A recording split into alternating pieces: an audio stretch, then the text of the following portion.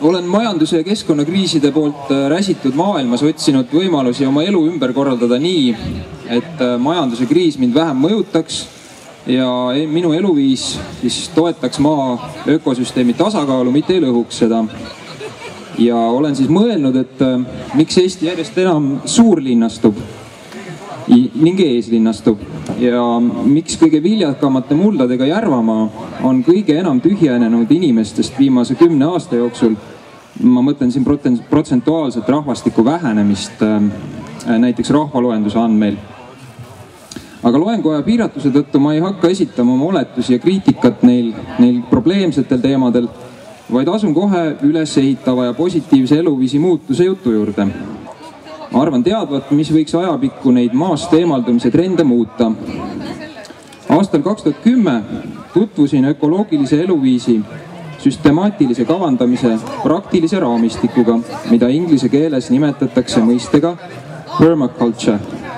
Selle termini tõid inglise keelde austraallased Bill Mollison ja David Holmgren 1970. aastate keskpaigas.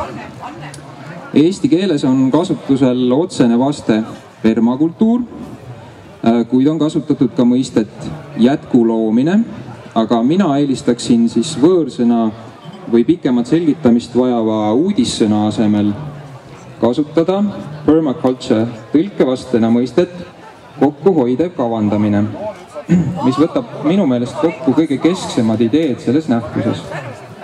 Mis siis on kokkuhoidev kavandamine? See on inimkogukonna elu või tegevuspaiga kavandamine võimalikult suures ulatuses ja läbimõeldult looduslike ökosüsteemide toimimispõhimõtteid aluseks võttes. Ma tahaksin rõhutada seda, et siin ei kopeerita otseselt looduslikke ökosüsteemi ehk inimese elupaika ei ole vaja metsaks muuta, vaid metsa toimimise põhimõtteid püütakse rakendada kultuurmaastiku kujundamisel. Et see on erinevus, et võetakse põhimõtted, mitte ei kopeerita täpselt. Kavandi eesmärgiks on võimalikult energiat kokkuhoidvalt rahuldada inimkogukonna vajadused nii, et kavandi alusel loodud eluviis saaks jätkuda ja kesta ilma pidevalt kaugelt lisaenergiat, eriti taastumatutest allikatest toodetud juurde toomata. Ajalehe koosolek jaoks sai küll esialgu välja pakutud tõlge kokkuhoidlik kavandamine, kuid see seostub ehk liialt ressursside säästmise tahuga selles kavandamises. Aga samavõrd tähtis on kokkuhoidmine erinevate elusolendi liikide ja ka inimkogukonna kokkuhoidmine nende igapäevaelus. Looduslikud ökosüsteemid on tasakaalulised, ise reguleeruvad just selle tõttu, et nad koosnevad suurest hulgast erinevatest, omavahel kasulikes suhetes olevatest elusolenditest, kes omavahel kohtuvad ja kokku hoiavad. Omavahel mitteseostuvad liigid ja isendid ei moodusta ökosüsteemi ja nende üksteise lähedusse asetamine ei tekita ka kokkuhoidu. Kokkuhoidev kavandamine on terviklik ja praktiline lähenemine, mis lähtub ühtsest eetikast, ühtsest komplektist aluspõhimõtetest ning võib kokkuhoidvamaks muuta inimese elu väga erinevaid tahke. Need tahud on näiteks järgmised. Neid on 7 tükki, välja toonud üks autor, David Holmgren, ja ma lihtsalt loen nad praegu ette, et tekiks ettekujutus kuulajatel, et tegemist on tervikliku lähenemisega, mis katab suurt osa inimese eluviisi valdkondadest. Esiteks siis maa ja looduse eest hoolitsemine. Teiseks ehitamine. Kolmandaks tööriistad ja tehnoloogiad. Neljandaks haridus ja kultuur. Viiendaks tervis ja vaimne heaolu. Kuuendaks raha ja majandus. Ja 7. maaomand ja kogukonna omavalitsus. Tänases jutus tahan põhjalikumalt rääkida ainult esimesest. See on siis maa ja looduse eest hoolitsemisest läbi aedade kavandamise, kuigi eks kõik elutahud on omavahel seotud. Aga esmalt siis kogu selle elutahkude keskmes olevast eetikast ja põhimõtetest. Neist saab siis kokkuhoidav kavandamine alguse ja neist lähtumine eristabki kokkuhoidva kavandamise muust planeerimistööst, mis tööstus- või infoühiskonna tasemele arenenud maades igapäevaselt toimub.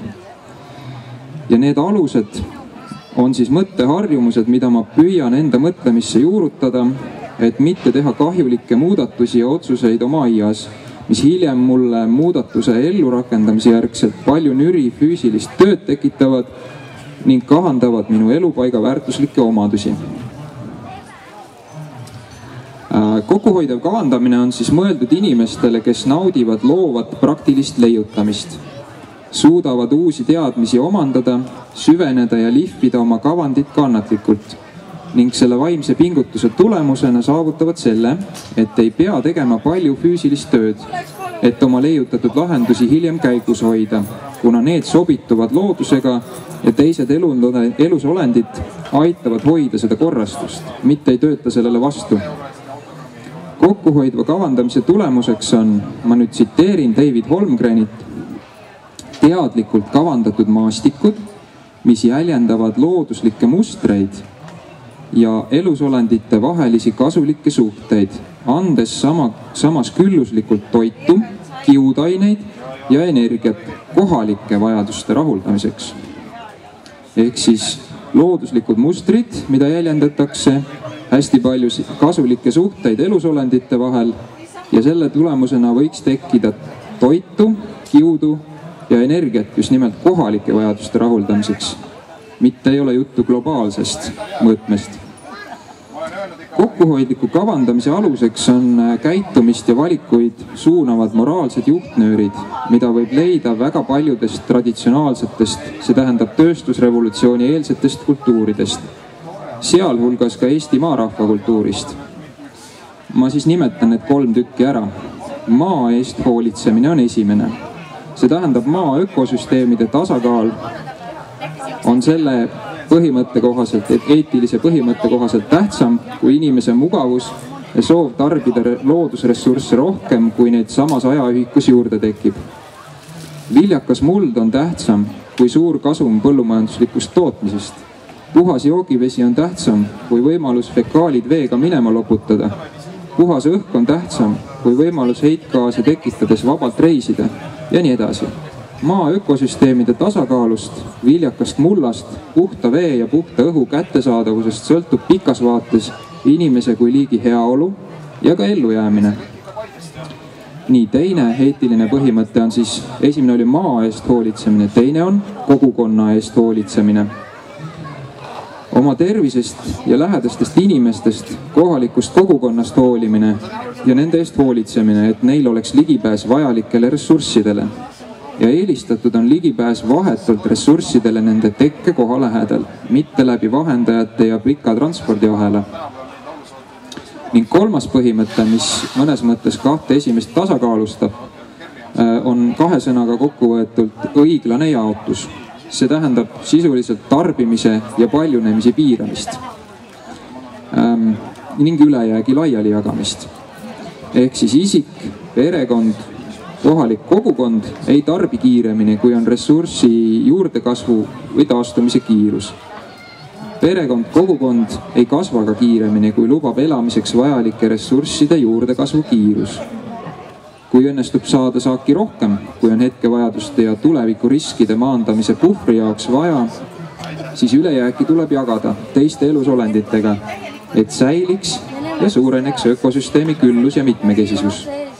Lähtuvalt sellest 3-osalisest eetikast, iga kord, kui ma kavandan mingit muudatust aias, mõtlen ma niimoodi. Esiteks, kas see, mida ma teen, on hea mulla viljakusele?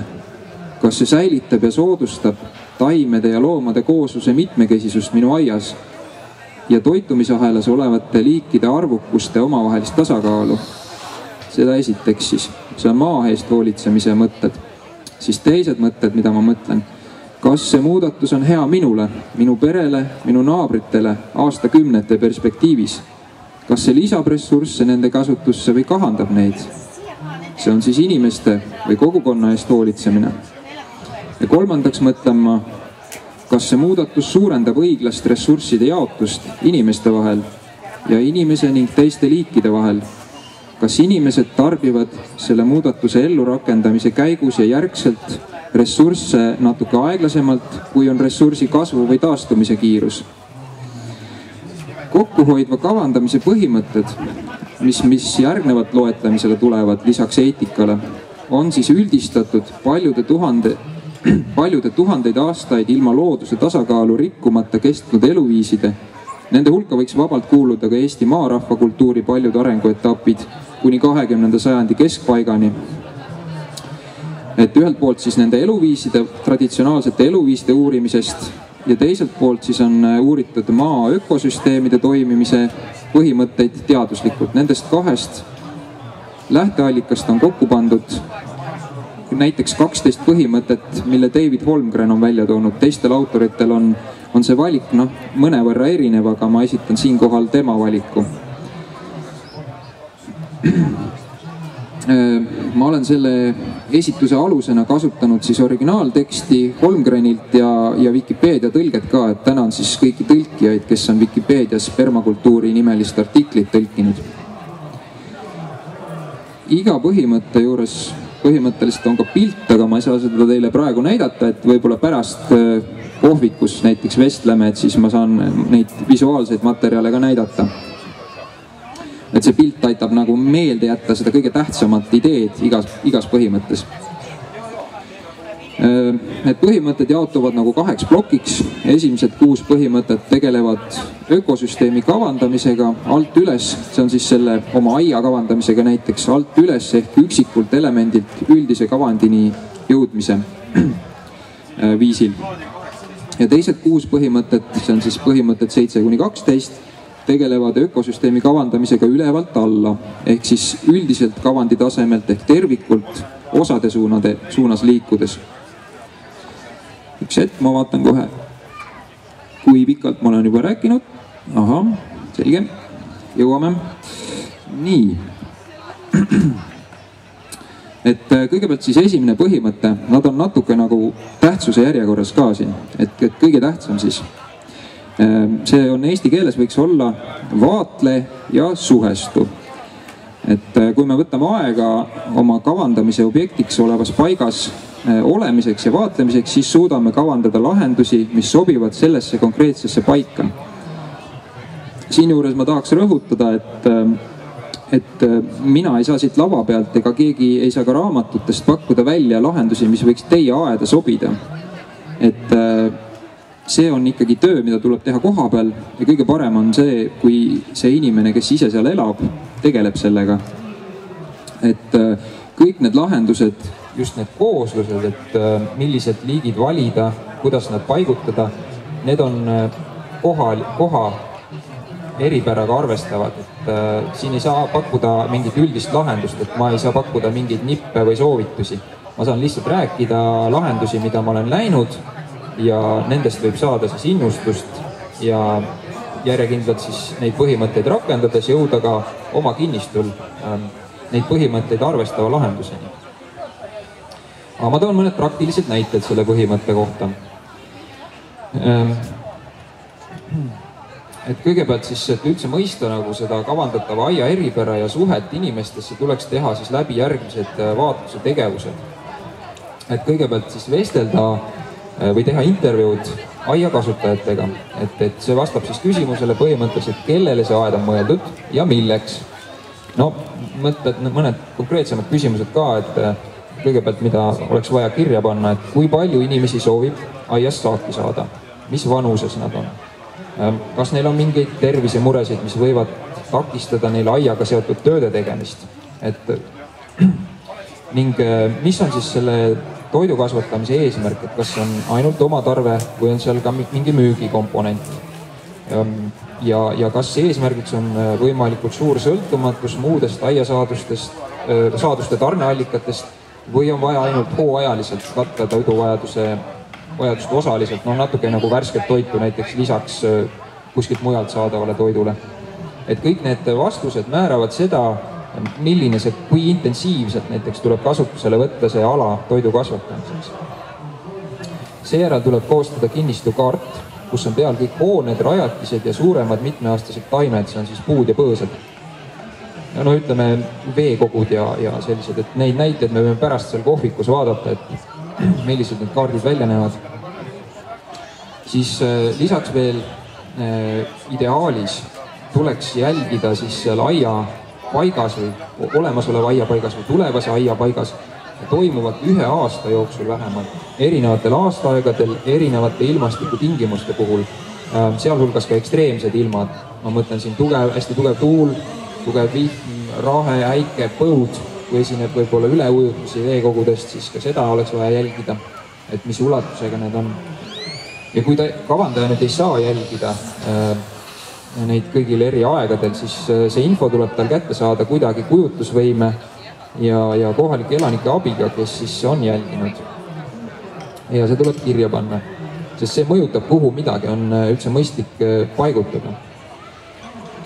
Ja seejärel tuleks siis koostada aias juba olevate ja kasvavate taimede ning elavate loomade ja putukate liiginimistud. Ja abiks on siin muidugi välimäärajad, mida saab raamatukogust või internetist. Et see on siis vaatleja suhestu, et see vaatluse osa on siin hästi selline põhjalik ja õpetab tegelikult väga palju ja tekivad kohe ka selle peale mõtted, millised võiks olla, millised on juba olemasolevad kasulikud seosed sellel alal elavate liikide vahel ja kuidas saaks neid veel nii-öelda nende kasulike seoste hulka suurendada. Siis teine põhimõte on püüa ja salvesta energiat. See on eriti tähtis Eestis, et meil on päikeseenergia hulk aastaringselt väga suurtes piirides kõikuv ja me peaksime teda talletama siis, kui teda on palju, et me saaksime siis teda kasutada, kui teda on vähem. Ja siin on siis mõned praktilised näited, mis kas just päikeseenergiat, aga lõppkokkuvõttes tegelikult väga suur osa energiast, mida me kasutame, tuleb nagunii päikeselt läbi erinevate vahendajate, aga siis mõned näited siin. No muidugi väga juba Paides on peetud üks loeng, ma tean päikesekollektori teemal, see on siis vee soojendamiseks ja sobib ka siis veebruarist novembrini, ütleme tarbevee soojendamiseks. Siis teine näide. Ütleme tuulegeneraator, kui see endale paigaldada, siis kui tuult on nagu ülearu ja parajasti ei tarbita nii palju, kui generaator suudab toota, siis ka sellega on võimalik vett soojendada, see on üks variant, et nii-öelda talletada energiat hilisemaks kasutuseks. Või teine variant on, et pumbata vett kasutuskohtadest kõrgemal asuvasse mahutisse, et hiljem on siis gravitatsiooni jõul võimalik seda vett kasutada. Kolmas näide, ütleme energiataimede kasvatamine. No kõige tüüpilisem näide on energiavõsa. Siis 4. näide, ütleme vihmavee kogumine katuselt mahutitesse, millel on kinnised, mis on ise kinnised ja maapinnast kõrgemal, et vältida siis vetikate ja sääsevastsete vohamist mahutis ja võimaldada vee kasutamist gravitatsiooni jõul, näiteks kastmiseks või pesemiseks. Siin on hea näide, võite internetist otsida, on Sänna kultuurimõisas, on tehtud elustušš. Seal on siis katuselt kogutud vesi ja see pesemise nurk on nagu punutud pajuvitstest, mis on kasvama läinud ja mis siis puhastavad seda pesuvett ja ühtlasi tekitavad ka sellise privaatse rohelise seina. Et see on väga tore, sellest on video, vaadake kindlasti, kui teil võimalus on. Nii, veel mõned näited siis energia püüdmisest ja hiljem kasutamisest, et näiteks mina enda eluhoone lõunaseina olen kavandanud maja külge tuleva kasvuhoone ja miks see hea on energia püüdmise mõttes. Ehk päeval, kui päikest on, siis ultraviolettkiirgus jääb sinna pidama, tekib soojus seal selles kasvuhoones, hoone lõunaküljes ja õhuvahetus avade kaudu on võimalik see soojus juhtida elamusse, teistesse ruumidesse. Ning öösel siis, kui on jahe ja kasvuhoones kukub temperatuur kiiremini, kuna seal on õhukesed seinad, siis on võimalik see majasse nii-öelda talletunud soojus jällegi teistpidise õhuringluse kaudu liigutada kasvuhoonesse ja mahendada siis seal kasvavate taimede jaoks seda öist temperatuuri kõikumist, mis jälle soodustab nende kasvu. No ning veel üks näide nagu vastupidiselt poolelt, et Eestis on ka neid olnud päris palju ja võib-olla mõni veel praegugi kasutuses on maa-alused keldrid, kus kasutatakse jahetuse säilitamiseks talvel kogutud jääd. Et vanasti oli see väga tavaline. ja see on täiesti võimalik ka tänapäeval uuesti käima panna, et veekogude pinnalt jääd koguda ja seda kasutada siis maa all asuvates keldrites. Aga olgu, see oli teine põhimõte, püüa ja salvesta energiat. Kolmas põhimõte on saa saaki. Ja siin juhitakse tähelepanu sellele, et on tekkinud väga palju inimese poolt kujundatud maastikke, millel ei ole nagu otsest väärtust võib-olla peale selle, et seal inimene saab puhata, et seal on ilus olla, et see on nagu ilus maastik, ornamentaalne nii-öelda. Et see ei ole see, mida nüüd see kokkuhoidev kavandamine soovitaks. Et see põhimõte on see, et igal taimel, loomal, putukal või rajatisel, mis aeda lisatakse, peab olema vähemalt 2 või eelistatud isegi rohkem funktsioone. Et ainult ilu üksinda ei ole saak. Et sellega nagu kõhtu täis ei saa reeglina. Et näiteks lilleliigid, mida oma aeda valida, et need võiks valida niimoodi, et nad meelitavad kohale kasulikke putukaid, näiteks taimekahjurite vaenlasi, looduslikke vaenlasi, ja ütleme, nende õied, lehed või juured on siis kas ravimina, maitseainena või näiteks kas või teepuruna kasutatavad. Ja lisaks võib-olla nad siis on sellise tugeva kasvuga, et nad suruvad alla siis neid taimi, mida me võib-olla ei taha sellesse kasvu kohta. Et siin hästi palju funktsioone tuleks nagu püüda panna ühe elemendi peale. Nii, see oli siis kolmas põhimõte, saa saaki. 4. põhimõte on rakenda iseregulatsiooni ja arvestab süsteemist tulevat tagasisidet. Jällegi mõned näited, et kui mu enda kinnistult, et kui kinnistul on kaev, mille vee hulk on piiratud, näiteks allkaev, mis ei ole väga sügav, ja kui kasutajad on kogenud, et see kaev võib kuivaks jääda, siis see võib väga oluliselt mõjutada põhjavett säästvate lahenduste kasutuselevõttu aias ja elamus. Minu puhul näiteks uriinieraldusega kuiv käimla vesikloseti asemel. Hinnanguliselt see vähendab veekulu kuskil kuni 1/3. Siis veel mingid lahendused, mis on võib-olla linnas võimalikud, et on võimalik halli vett, see on siis pesuvett, mis tuleb näiteks kraanikausist või dušist, kasutada WC-poti loputusveena ehk anda talle nii-öelda teine funktsioon. Nii, siis veel nii-öelda tagasisidet, mida ma olen isiklikult saanud, et näiteks hirved ja jänesed, kui nad laasivad ikkagi istikud ära talvel, ma elan maapiirkonnas Paide lähedal, siis järgmisel aastal tuleks neid istikuid kaitsta ja variandid, mida ma siin ise olen kaalunud, on siis traatvõrk, mida mul juhtub olema, katteloor, mida aiast üle jääb, ja siis, mida mulle on ka soovitatud, on tüve vastu toetatud väike kuus, mis takistab siis oma teravate okastega ligipääsu siis sellel loomal, kes tahaks nüüd sealt võrseid ära süüa või oksi. Siis veel näiteid, ütleme, sellest põhimõttest, kus siis tuleb arvestada seda tagasisidet, mis süsteemist tuleb, et ütleme, kartulimardikat on tähele pandud, et nad eelistavad teatud sorte ja mitmed talunikud, mahetalunikud Eestis, ma tean, kasutavad siis peibutussorte.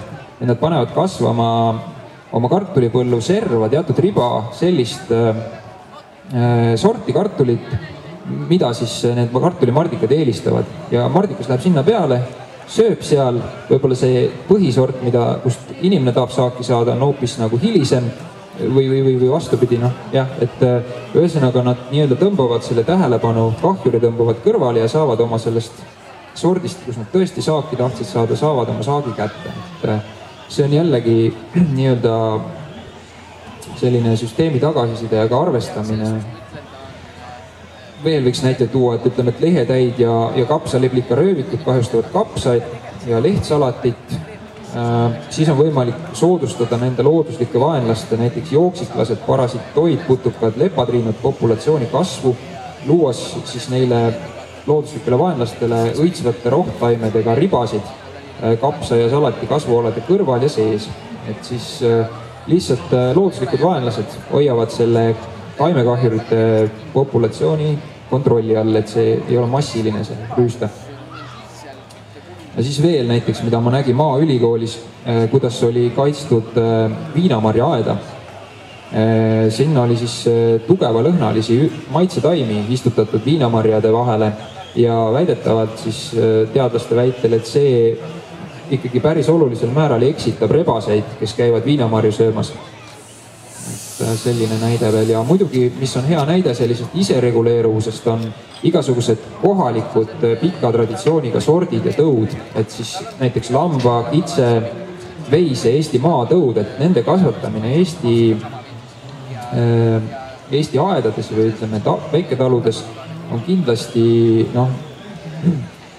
võimaldab saada selle isereguleeruvuse efekti, et nad saavad suures osas ise hakkama, et nad ei vaja nii palju hoidmist kui võib-olla kõrgema saagikusega tõud või sordid, mis on väljastpoolt sisse toodud. Siis nüüd läks 5. põhimõtte juurde, mul hakkab vist aeg muidu läbi saama. Natuke kiiremini võtan näiteid vähemaks, pärast võime pikemalt rääkida veel seal kohvikus näiteks. Et 5. põhimõte, siis 4. oli meil, et tuleb seda süsteemi tagasisidet arvestada ja võimalikult nii-öelda isereguleeruvaid lahendusi kasutada.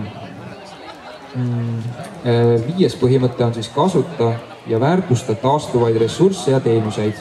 No siin võiks nagu 3 hüüumärgiga kohe öelda puit, mida kõike sellest saab, eks. Mõned märksõnad ainult puu, gaas, biosüsi, küttepuu, ehituspuu, tarbeesemed, tööriistad, männitõrv viimistlusvahendina ja sees ja nii edasi. Siis ütleme, et käsitsi rohimise asemel saab appi võtta kanad, kes maapinna liigutatavad kanatraktori abil puhtana hoiavad. Puuviljaaia saab hoida umbrohust puhtana hanede või hobuste abiga. Maapinna kaevamise asemel saab maapinda pahupidi pöörama võtta sead, kelle aadik on liigutatav sellele alane, mida on vaja kobestada ja väetada. Ütleme, puuviljade koristusjääkide puhul saab neid samuti kasutada, et kui on maha kukkunud, mida ise ei jaksa või olekski vaja koristada ebakvaliteetset puuvilja, siis mõneks ajaks sead suuremate puudega aeda lasta, see ei ole probleem, nad ei kahjusta puid, vaid nad söövad ära selle puuvilja, mis on maha kukkunud. Tigude ja nälkete ülekülluse vastu tulevad appi pardid, kes neid hea meelega söövad. Et siin võiksid tsiteerida siis ühte selle kavandamise raamistiku loojat Bill Mollissoni, kes armastas öelda, kui inimesed kurtsid, et neil on väga palju nälkjaid ja tigusid aias, siis ta ütles, et ei, teil ei ole neid palju, teil on parte vähe, teil on pargi puudus.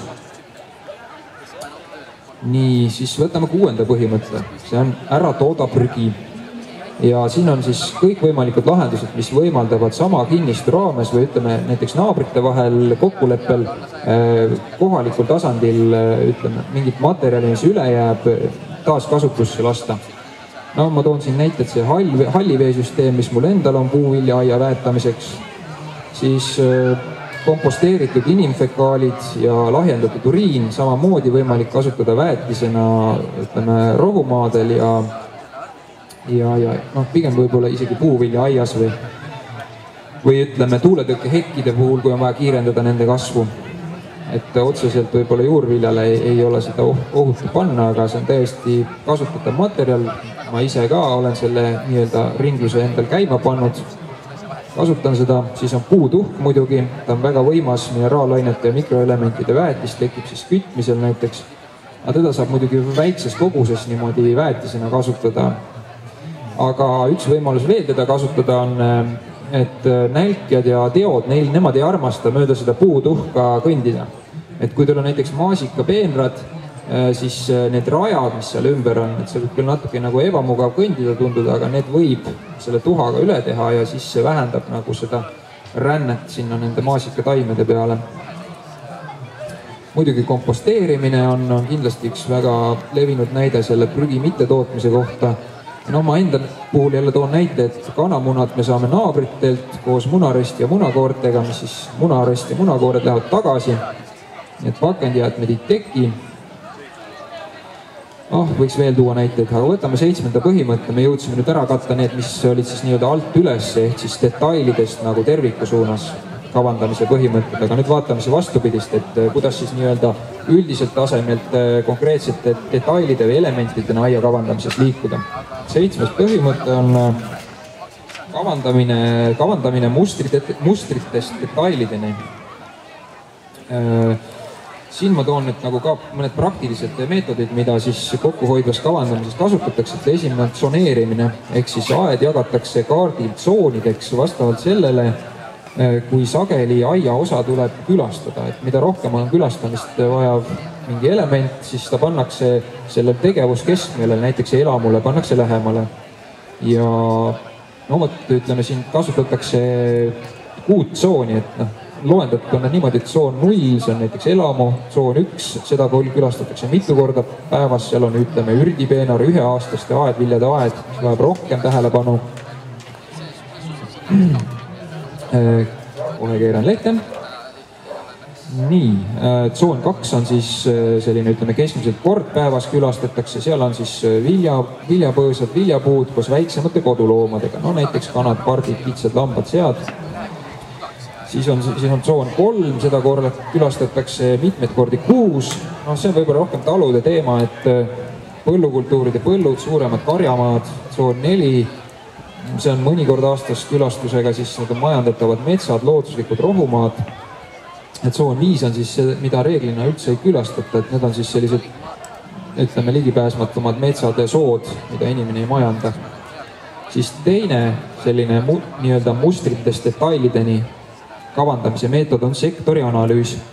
Nüüd sellele kinnistukaardile, mis vaatluse käigus loodi, tehakse põhiliste loodusjõudude liikumise teed ja suunad peale, nagu kaardikihtidena, näiteks läbipaistvast paberist või kilest või arvutis. Et kõigepealt siis päikese liikumise sektor ja nurgad erinevatel aastaaegadel, siis tuule liikumise valdavad suunad, see on siis tuuleroosi näol näiteks. Siis voolav pinnavesi, kui seda on, siis ütleme, kui on tulekahju oht, et metsad on ümberringi ja nii, siis valdava tuulega seotud, et kus poolt see nii-öelda see metsatulekahju võib nagu tulla. Et sinna on võimalik siis nii-öelda tõkkeid või ütleme veekogusid planeerida, et kaitseks näiteks. Siis üleujutused, kui on voolavat vett ja see võimalus on olemas, et võib midagi üle ujutada ja nende ulatus siis märgitakse ära. Metsloomade tüüpilised liikumisteed, et siis ka nagu võib-olla neid natuke ümber suunata, kui nad ei pääseks sinna, kus nad kõige rohkem kahju teevad. Ja siis muidugi, mis linnas on hästi tähtis, reostuse liikumisteed või liikumissuunad, et kust tuleb müra, kust tulevad heitgaasid, kust tulevad valgusreostus, näiteks tänavavalgustuse või auto esilaternate poolt, et kui on vaja seda jällegi ümber suunata või takistada, siis on jälle midagi võimalik aeda planeerida selle kaitseks. Ning eraldi veel Eestis oluline külmakoridorid ja külmataskud, et neid siis vältida, et kui jahedam õhk siis kevadel ja sügisel liigub, et ta ei saaks nii lihtsasti kahjustada taimi.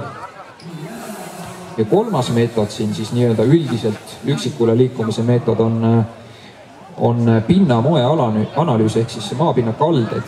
Siin siis tuleb selline, ütleme, ristlõige näiteks kinnistust teatud kohtadest teha ristlõiked, et näidata, kuidas on maapind kaldu ja kus oleks võimalused võib-olla materjali ja vett transportida, nii et gravitatsioon seda toetab. Ja ühtlasi ka erosiooni ohu vältimiseks. No siin Paide kandis on võib-olla need maapinna kalde erinevused ei ole nii suured, et aga Lõuna-Eestis on see küll väga teemaks, see vee-erosioon.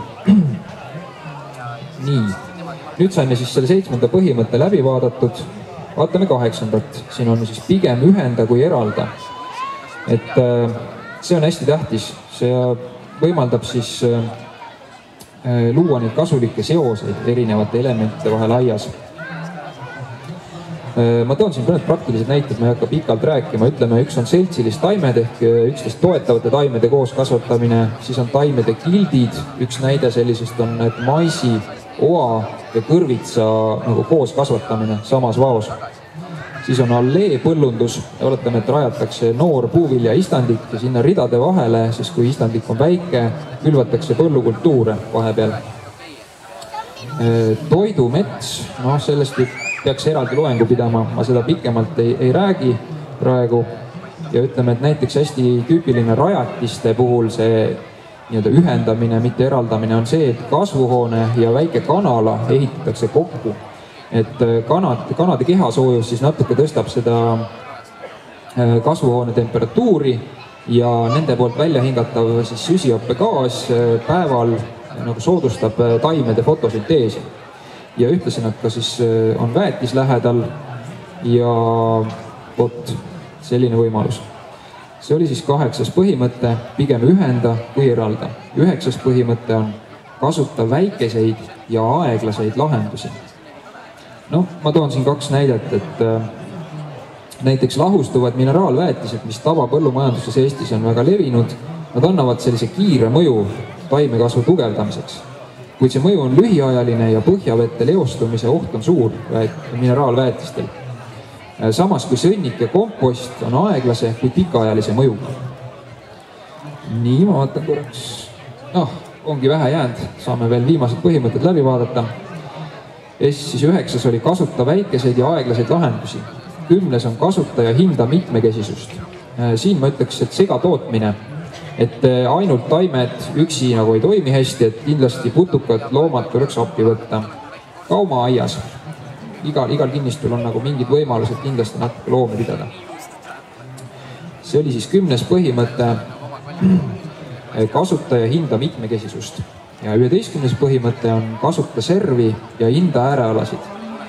Ma toon ühe näite ainult, et kõige viljakam ala Eesti territooriumi parasvöötmes on madal vesi. Ehk siis mida rohkem on meil näiteks aias asuva tiigi serva, mis on madalalt, läheb nüüd sügavaks, seda rohkem on meil kõige viljakamat biotoopi ehk siis nagu ökosüsteemi niši vasta muutustele ja kasuta neid loovalt. Ja siin võiks tuua jälle ühe sellise näite, mis on hästi tüüpiline looduses, et igal, ütleme näiteks taimeliigil on oma, kui me võtame sellised taimed, mille maapealne osa näiteks talvel ära kaob, ka kevadel jälle välja ilmub, et siis neil on nii-öelda oma ajaaken, kus nad domineerivad seal oma nišis, kus nad saavad selle põhilise energiat edasi elada, ehk siis selline ajaline järgnevus. Et need on siis nii-öelda muutused looduses, et kord domineerib seal, ütleme, näiteks rabarber ja murulauk pistavad hästi vara nina välja, kasvavad kiiresti, aga tamm näiteks, mis on nende kohal, see on mul omal kinnistul, ei ole veel lehte läinud. Päikeseenergia jõuab rabarberi ja murulauguni. Nad jõuavad oma selle põhilise kasvukõvera ära teha kiirema ja hiljem, kui tamm lehte läheb, teised taimed kasvavad neist üle, aga see ei aja neist sealt ära lõplikult, vaid nad saavad hakkama, et nad kasutavad ära selle ajaakna, selle nii-öelda muutuse. Aga ütleme veel tahaks lõpetuseks öelda, et nende praktiliste näidete selline suvaline või valikuline lisamine juba olemasolevasse aeda ei pruugi anda kokkuhoidvat toimet, et iga paik on ainulaadne ja need ei pruugi igale poole sobida. Ja kõik see algab ikkagi paiga jälgimisest, probleemide tuvastamiseks, kuhu näiteks aine ja energia koguneb, kus on liiga vesine, kus on liiga tuuline, kus on liiga külm. Ja siis soovitud muudatuste läbi mõtlemisest, et kuidas parandada siis seda mikrokliimat seal aia mingis osas. Ja selle tulemusena ikka peaks tekkima ka kirjalikud dokumendid, ainult mõtlemine ei suuda lihtsalt seda kogu koosluses, seda kasulike seoste võrgustikku ei suuda, inimesel on raske seda oma peas hoida, et parem on ikka kirja panna. Ja üldiselt ma teekski ettepaneku, et kui on huvilisi, siis me võime natuke vestelda sellest seal, näiteks kui mõni laud on vaba seal kohvikus, et võib-olla kui inimestel tekib nagu sügise poole natuke rohkem vaba aega aia kõrvalt, et siis saaks hakata seda mõtlemistööd nagu rohkem tegema, võib-olla suhtlema regulaarsemalt ja kirjutama siis neid kavandidokumente siin erinevate aedade kohta, kui on selliseid huvilisi. Et mina ise oma kinniste kohta kirjutan ja kui on veel inimesi, siis me võime seda ka koos teha või nii-öelda oma vahel ideid vahetada ja oma kavandeid nii-öelda üksteisele näidata. Vot selline